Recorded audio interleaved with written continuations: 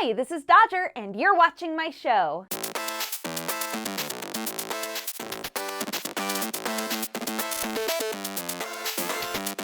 Three, two, one, ready, go! Oh my.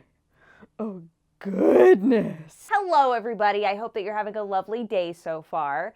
If this is the first time that you've ever watched me, you know what? You should just bump the weirdness level up to 11 and go check out my Twitter and see the pinned tweet and just look at that whole thread on there. It's some real quality stuff, if I do say so myself. Now, before we get into actual gaming news, I would like to do a little bit of a follow-up on a topic from the last gaming news episode, which is, I was totally right. You know the Prepare to Dine video from Bandai Namco, and everybody was like, wow, this art style is super cool. I wonder like what it's gonna wind up being. And I said, I bet it's about vampires. It's totally about vampires. It's being called Code Vein, and I'm a little bit disappointed because if you look at actual footage of the game, it doesn't look anything like the little cinematic that we saw. So again, was also correct about that. So yeah, I just wanted you guys to know I was correct. It is a vampire game. It looks super anime, so if you're into that, because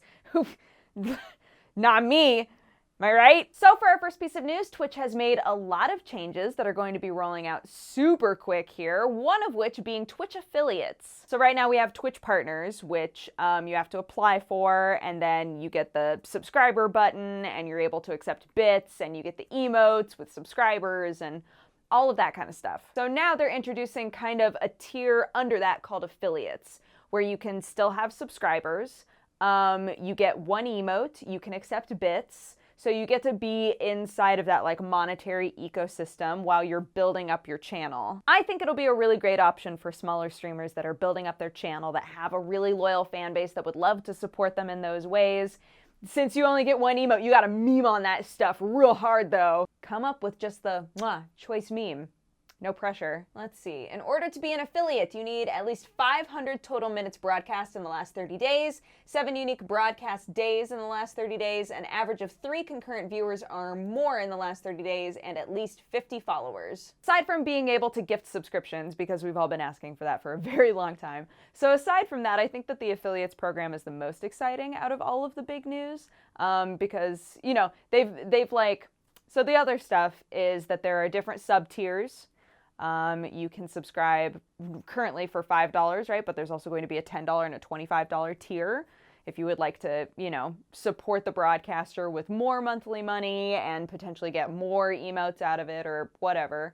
They're also counting up subscribers. Subscribers to emotes is going to be different. So like for me, I'll actually, once they roll all of this out, I'll actually wind up with more open emote slots, which is cool. I'm down. I'm always down to put more trash on the internet. But I really love this idea of the affiliate program because I know so many people who do consistently stream, do have people who watch them all the time, like a dedicated group of people that really love watching their streams, but they don't quite tick all of the boxes for partner. And it's very frustrating, you know? So I think that it'll be cool for them to roll this out and to help smaller streamers out a bit more. Some people are saying, well, but they still need to figure out a way to like get smaller streamers into the, you know, spotlight and help people find smaller streamers, which I totally agree.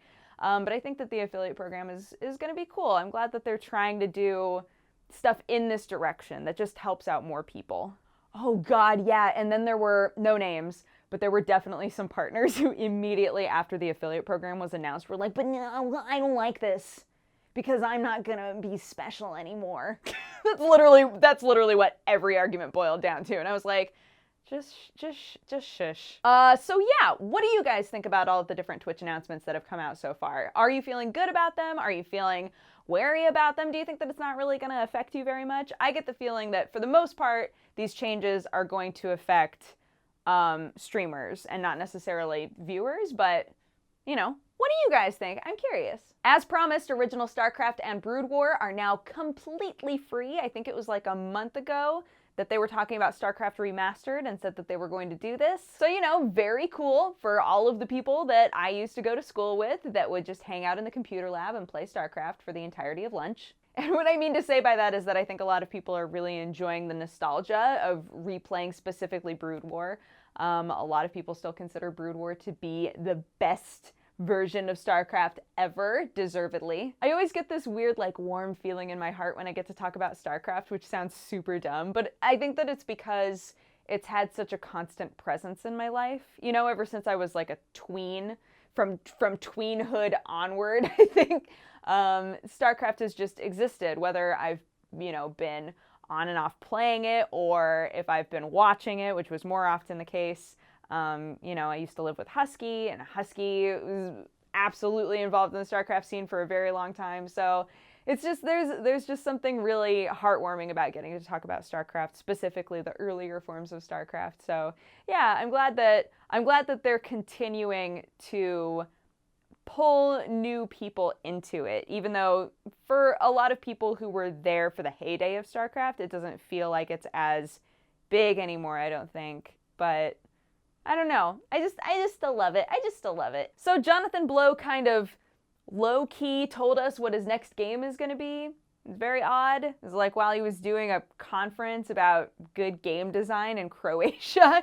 It's just very, look, I don't think anybody really realized it was going to happen, but hey, for those of you who don't know, Jonathan Blow is the one who made The Witness. Very divisive game. Some people say it's horribly pretentious, and other people say it's a work of mad genius. So, you know, whichever side you tend to swerve on. I personally found myself just, you know, walking all over the island trying to find images inside of landscapes, and that was the only thing that I found really exciting about that game. But that's okay. So now he is working on a game where you push blocks around. He claims to have already put together about 25 hours of a single-person campaign, which he admits is not, like, cleaned up or, you know, but he's plotted it out. He's mapped it all out already, which I find incredible. But I feel like, look, I feel like if we put ourselves into the madness of Jonathan Blow, then all of these responses to this news saying, oh my god, it's just going to be a dumb game where you push blocks around, there's going to be something really ridiculous going on in there. Like, it's not just going to be, you're not just pushing blocks, you're pushing the building blocks of society. I don't know, I'm just saying that Jonathan Blow likes to make games that look really simple and can feel kind of boring sometimes, but like, there are layers and layers and layers and layers, and you might never ever get to this layer, and I'm cool with that, but other people are not cool with that, and he likes driving us mad. Oh, that's right, I always forget that he made Braid. I don't know how I could forget that he made Braid, but somehow I do. But anywho, if you are a fan of games like Braid, like The Witness, that seem very simple but have a lot going on underneath, you know, the Onion games, if you're a fan of Onion games, then look forward to this. He's already got 25 hours planned out.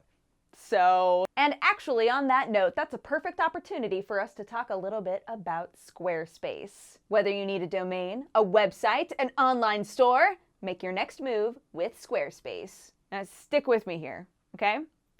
This new block game comes out. There's hours and hours and hours of content. Now, what did people do when they got stuck in The Witness? They looked it up. If they were anything like me and had no patience at all, which is most of us, they immediately went on to Google and they figured out what they needed to do next. Now, here's what you're gonna do on the ground floor of this whole thing, right? You, my dear sweet friends, are gonna start up the very first website for this untitled block pushing game, and you can constantly put new information on there, be the #1 source for people to come check out when they get stuck in Pushing Blocks by Jonathan Blow, when the hit game Blow Blocks comes out. Look, all I'm saying is you can't just have any website, okay? It needs to match up with the beauty, with the weird beauty of Jonathan Blow's games. When Blow Blocks comes out, you need to have a layout that is beautiful, that is easy to use. And you know what? I think that Squarespace could really hook you up. Blow Blocks. That's what it's called now. That's what, canonically, that is the name of Jonathan Blow's next game. He doesn't get to decide that anymore. because we're gonna start the very first fan site for Blowblocks. We're naming this game. It's happening. Start your free trial today at squarespace.com and enter offer code DODGER to get 10% off your first purchase. I just realized what that reminds me of. What Blowblocks reminds me of. Reminds me of GoBots. Any of you guys watch GoBots? GoBots was great! Moving swiftly along. I think that all of us get pretty excited when we hear that there's a college or a university or a high school or whatever that's starting up some kind of an esports program. You know, preferably in a situation where you have a team and you get to go battle other teams and that's how they refer to it, right? Like in football. We're going to go battle the other team. Or like, you know, being able to get scholarships for it. There are all kinds of really cool opportunities that come with sports. And it's really, really cool seeing so many schools start up programs like that for esports. Now, it feels like pretty consistently we're getting schools, and not just smaller schools, sometimes, you know, big-time schools with lots of weight to throw around. We're getting more and more and more schools that are starting up programs like this. More often than not, for League of Legends, totally fine. That's fine. You know what? I'm not gonna pop a baby in the drawer.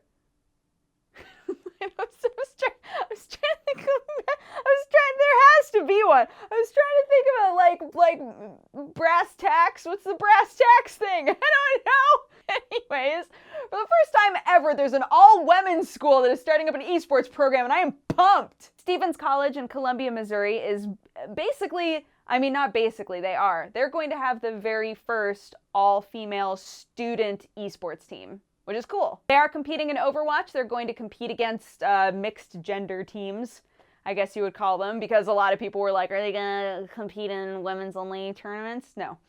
All of the students, regardless of who's on their teams, they're all competing against each other. It's not a big deal. Stevens College President Diane Lynch said, our mission is to ensure that women can succeed and make choices about anything they want to do in any environment and any profession. That's our mission. So why not do it in esports? We have the capacity, we have the appetite for doing something new that allows us to say, let's try it out. Let's see if we can provide an environment where women have an opportunity to, in some ways, break barriers. They have a 12-person team put together, so I'm excited to see how they do. Good job, Stevens College. Killing it. Some of you might have heard of Valve's CSGO Prime matchmaking. It's basically where you identify your account with a phone number. So the idea of it is that it'll decrease the amount of people who have tons of different accounts just so that they can, you know, stomp on people who are not as good as them, etc. It's in an effort to have a better matchmaking experience overall. And you just say, you know, this is my account, this is my phone number, etc. Nobody else can see it, but it identifies you as you. Valve has decided they're going to do the exact same thing with DOTA. However, instead of making it optional, like it is with CSGO, you are going to have a phone number if you want to play ranked as of May 4th. If you have a problem with this, you have until May 4th to play as much ranked as you would like. I don't know what else to tell you, dude. I mean, as a person who is not very good at any video game, as a person who enjoys playing games, but doesn't like it when I hop into a game that's supposed to be with other people who are not very good, and instead I'm with people who are very good and are pretending to not be very good, that is not a positive matchmaking experience for me, right? And games these days, I feel, have enough problems with matchmaking without also having people who are basically pro level being able to play in little junior high games. I get it. Like, with ranked, absolutely.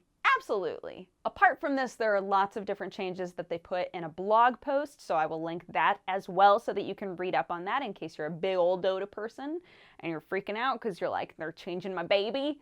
Why are they changing my baby? Because Dodger put him in the drawer.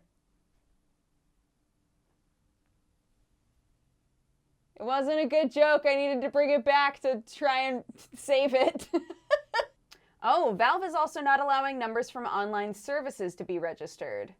Oh, so you probably wouldn't be able to use your Google Voice number or like your Skype number. Ah, interesting. And as a final bit of news for those of you who have played, you know, all of the endings of Nier Automata, like all of us have, right? We've all beaten that game a few times, right? Basically, if you would like some DLC they got you covered. In sort of a, we're gonna press our face against the fourth wall and just let it sit there kind of way, which, you know, all of Nier is. In the DLC, you get to fight the CEOs. By that I mean there are video game versions of the CEO of Square Enix, the CEO of Platinum Games, and they look identical. It's literally just like they popped them out of a picture and plopped them into Nier. One of them opens up his mouth and just shoots tiny versions of his head at you. It's weird and awesome. I really need to play Nier Automata. I really need to play more of that game. It's so fun, but I'm still so deep in the Persona hole. It's so hard to get out. I'm like 63 hours in though, so I only have like 40 left to go. And Nier is like a shortish game that you play a bunch, that you play multiple times so that you can get all of the endings. But yeah, sorry, got off track there for just a second. If you would like to murder the CEOs of Square Enix and Platinum Games and also wear some cute new outfits, that DLC exists, that's a thing. But anywho, that's been my show. Thank you so much for watching. If you have a positive or a negative response, feel free to leave it in my comment section. And if you would like to watch my streams, you can find them at twitch.tv/dexbonus. Yeah, if this is your first time watching, I hope you enjoyed. I hope that you will subscribe if you think that I did a good job. And if I sounded super incoherent in some areas of this video, it's because I made a huge mistake and powered down an entire can of root beer before I started making this. And wow, I found it very difficult to put together sentences. So there we go. All right, guys. Fantastic. Have a great day. I'll see you next time. Mwah, bye-bye.